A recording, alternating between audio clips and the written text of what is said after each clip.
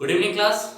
In last video, we have started a new chapter regarding the natural resources. Okay, so in previous class, we have discussed what is the meaning of natural resources and how the natural resources are generally classified on the basis of their exhaustible and non-exhaustible natures, and which types of resources are generally beneficial for the human beings. Lots of things we have discussed in last video. Okay, but in this chapter, the totally based natural resources are given on the basis of two topics, and the most and major topic is water resources and forest resources. Okay, because in previous video we have discussed how the coal, how the petroleum, and how the forest wildlife interactions are very important for the human beings. But we have to also use the different types of resources in our day-to-day life. Okay, but most important features which we are going to discuss here, and that is the valuable, and it is also called as forest resources.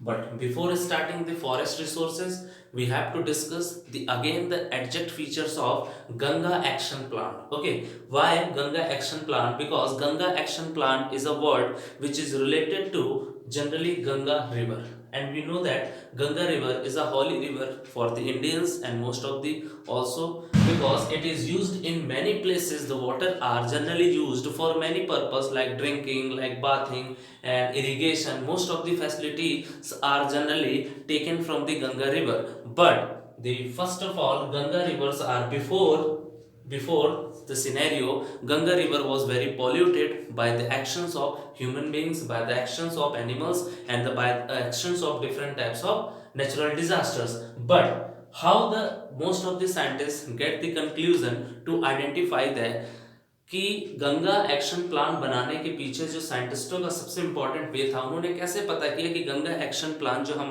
तैयार करने जा रहे हैं उसमें सबसे important कि हमारा जो गंगा का जो भी एरिया लेवल है, how it is getting day by day polluted, कैसे पॉल्यूट होते जा रहा है. So most of the scientist get an the coil bacteria.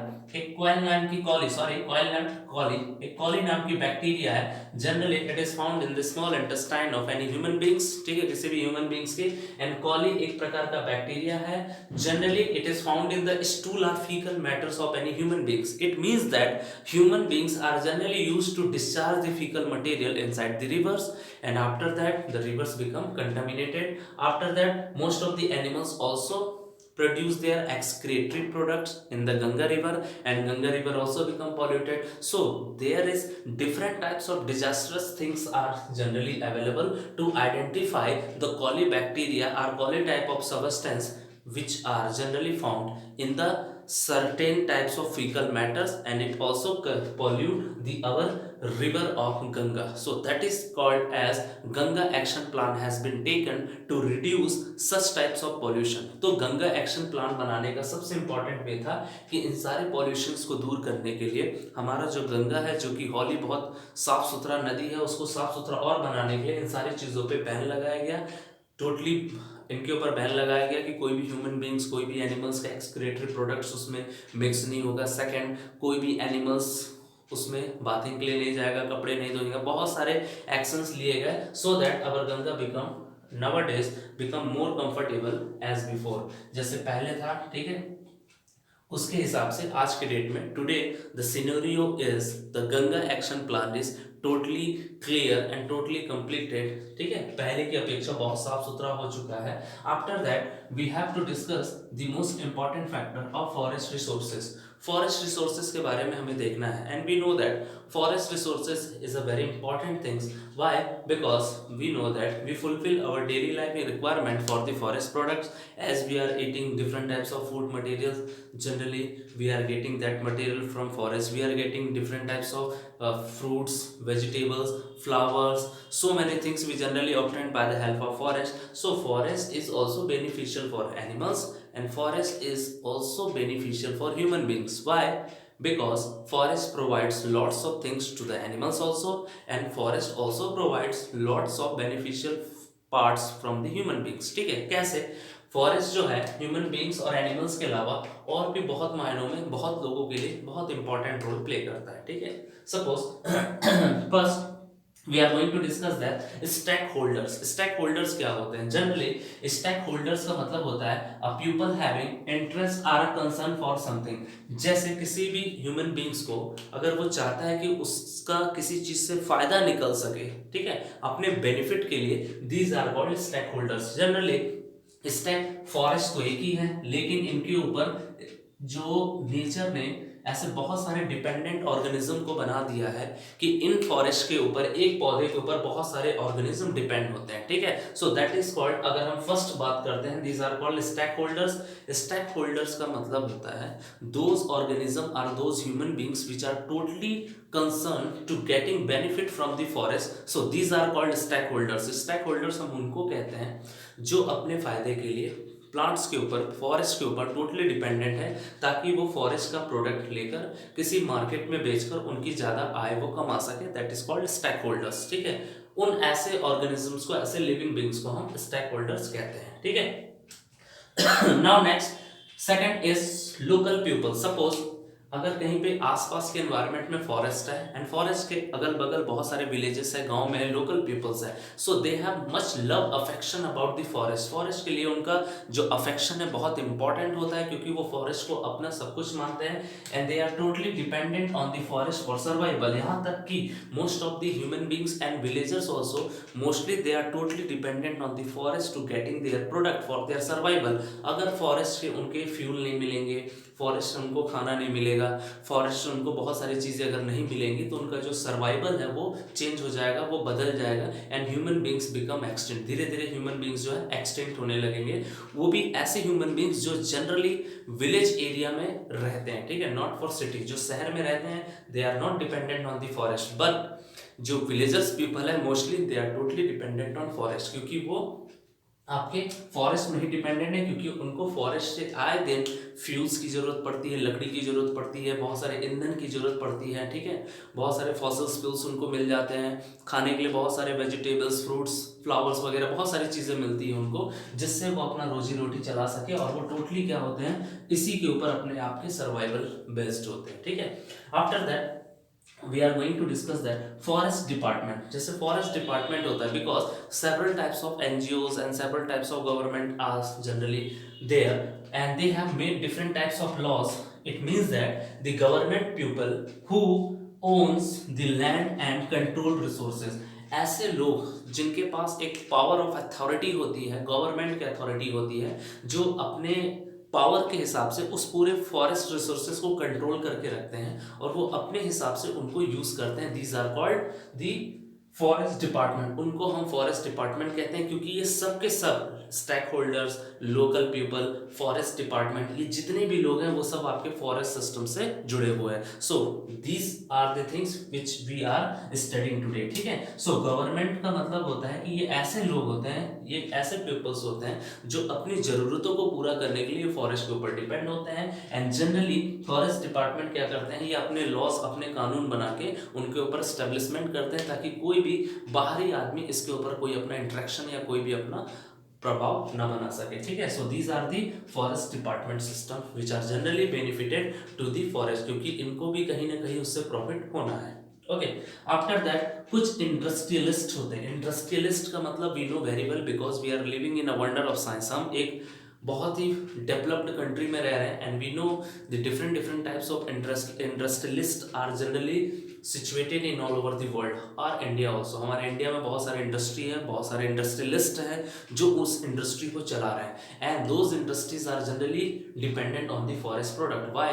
Because if you are taking the example of any paper, अगर हम paper की बात करते हैं सपोज, तो पेपर जो है हमारा जो प्रोडक्शन है generally it is also done by the bamboo और फॉरेस्ट एंड वुड्स, जो भी है लकड़ी वगैरह, इन सब की जरूरतों की वजह से ही सारी चीजें पॉसिबल होती है। सो जो इंडस्ट्रियलिस्ट होते हैं वो भी टोटली जो है फॉरेस्ट के ऊपर डिपेंडेंट है। अगर वो डिपेंडेंट नहीं होंगे तो उनका जो इंडस्ट्री है it will totally ruined up, खत्म हो जाएगा, ठीक है। Why? Because most of the products which they are preparing, जो भी वो प्रोडक्ट्स बनाते हैं, एग्जाम्पल पेपर, एग्जाम्पल लुगदी, एग्जाम्पल कंपोस्टिंग, बहुत सारी ऐसी चीजें हैं जो कि फॉरेस्ट से उनका बेनिफिट होता है, ठीक है। अगर उन्हें फॉरेस्ट नहीं मिलेगा, फॉरेस्ट के लिए उनको प्रॉपर अमाउंट में लकड़ी नहीं मिलेगी, बहुत सारी चीजें नहीं मिलेंगी, तो उनका फॉरेस्ट जो है वो प्रॉपर वे में में नहीं चल पाएगा। सो ये भी फॉरेस्ट के ऊपर डिपेंडेंट है। And next we are going to discuss that wildlife enthusiast. Wildlife enthusiast का मतलब होता है these are the persons who generally want to conserve the forest। ये ऐसे लोग होते हैं जिनको वाइल्ड लाइफ से काफ़ी अफेक्शन होता है, ठीक है, काफ़ी पसंद करते हैं और उसको हमेशा वाइल्ड लाइफ एंथुजियास्ट का मतलब होता है ये हमेशा फॉरेस्ट को कंजर्व करने के लिए आगे आते हैं और फॉरेस्ट को हमेशा सेव करते हैं, ठीक है। So here today we will discuss different types of ऐसे लोगों के बारे में आज हम डिस्कस करेंगे। ऐसे कितने लोग हैं जो हमारे वाइल्ड लाइफ एंथुजियास्ट थे और फॉरेस्ट को सेव करने के लिए अपने लाइफ का सेक्रिफिकेशन उन्होंने दिया, मतलब अपने लाइफ को पूरी तरीके से सेक्रीफाइस कर दिया फॉरेस्ट सिस्टम को बचाने के लिए।